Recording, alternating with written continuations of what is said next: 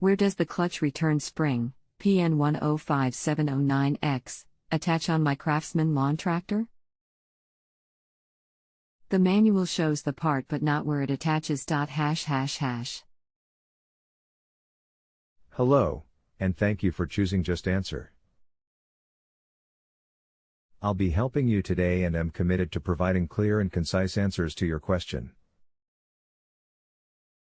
The spring goes from the idler bracket, forward, over the top of the axle area, and to a slotted hole in the top of the chassis, next to the muffler. I have added a couple of photos I found of this situation to help you along with this.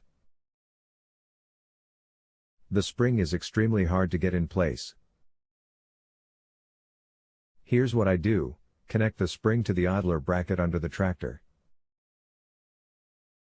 Now push a piece of string, like pull start string, through the hole in the very front of the tractor, over the axle area, back to the spring. Now tie a little hoop for the spring to hook into. On the string end sticking out in front of the tractor, tie a loop big enough for your foot to fit in. Tie this up near where the string goes into the hole.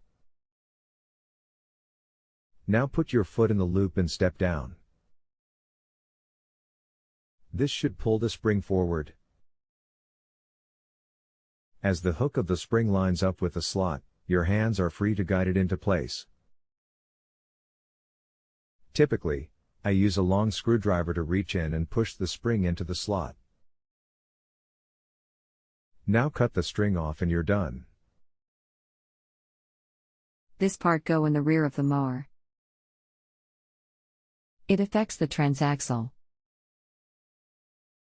I apologize, Rick. I took a look at what you said and see it now. Thank you, Tommy. My apologies. Same spring. Different application. On your unit there is a welded bracket on the brake/clutch shaft assembly. The spring connects to the hole in this bracket. With one end connected to the bracket, move the spring toward the back of the tractor as far as it will go.